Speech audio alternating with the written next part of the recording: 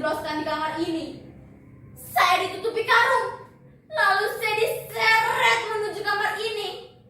Sebelum pintu mereka kunci, karung mereka buka. Dan saya di sini, di kamar ini, sampai sekarang.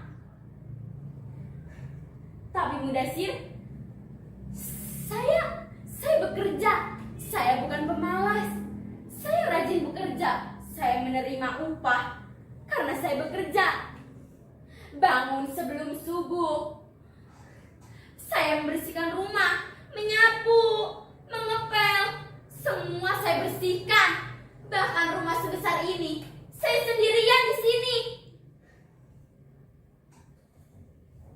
Pada bulan ke-13, suatu malam, majikan lelaki saya memasuki kamar saya. Dan malam itu, nyonya majikan dan anak-anaknya sedang menginap di luar kota. Lelaki majikan saya masuk, duduk di pinggir ranjang saya. Duduk di ranjang saya lalu mengisyaratkan tangannya kepada saya agar saya mendekat lalu duduk bersamanya. Saya tidak tahu.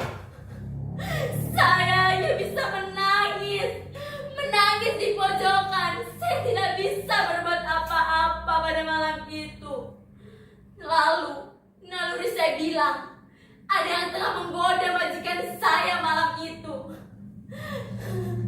Saya hanya bisa menangis sampai subuh dengan ketakutan. Lalu majikan lelaki saya keluar, menutup pintu dengan keras.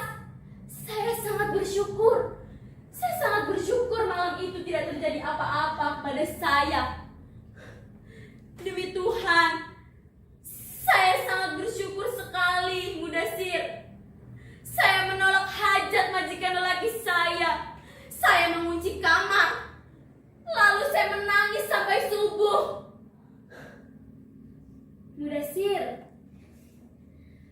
bagaimana Mak dan Bapak? Apakah Bapak sehat-sehat? Bagaimana encok Bapak? Apa sudah sembuh? Asma emak masih sering kambuh. Bukankah saya pernah mengirim uang dan alat hisap?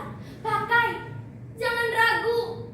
Belikanlah juga uang itu obat-obatan kepada Bapak. Belikanlah obat-obatan yang bagus.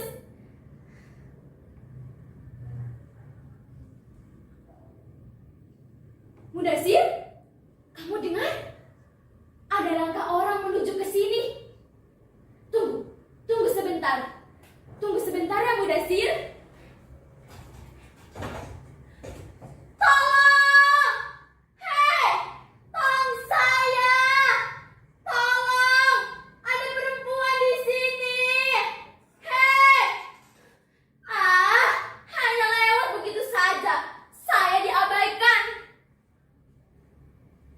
Mudasir? Mudasir? Kamu di mana, Mudasir? Kamu di mana? Kamu juga pergi meninggalkan saya? Kamu tega meninggalkan saya sendirian di sini?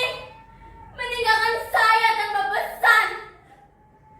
1 hari, 2 hari mungkin bisa dimaklumi. Tapi saya di sini sudah berbulan-bulan, bertahun-tahun mungkin di sini. Tidak ada yang menolong saya. Mungkin itu bisa dianggap sebagai pembunuhan. Pembunuhan yang saya maksud bukan pembunuhan tubuh, melainkan pembunuhan mental.